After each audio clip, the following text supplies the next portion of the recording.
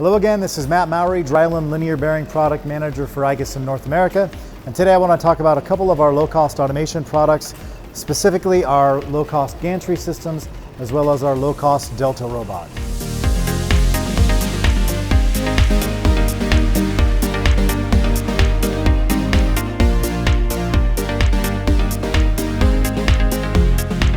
All right, so let's start with our linear actuators or gantry systems.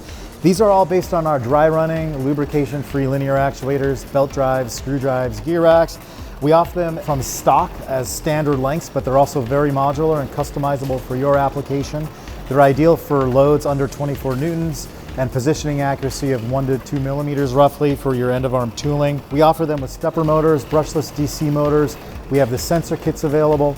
We also offer them with a D1 drive controller as well as an overall motion control. The whole idea is they offer you a rapid return of investment on your automation project or your next machine. Let's go take a look at our Delta robot. All right, so what we have here is our drylin low-cost automation Delta robot. Low-cost automation, again, looking for a rapid return of investment for your automation project or for your machinery if you're going to integrate a Delta into your serial machinery.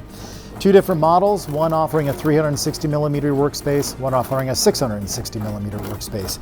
Payload up to 5 kilograms, speeds up to 60 picks per minute, depending on the model, as well as an accuracy rate of plus or minus half a millimeter. The systems can be outfitted with our stepper motors or our brushless DC motors, or can be purchased without motors and you can integrate your own servos.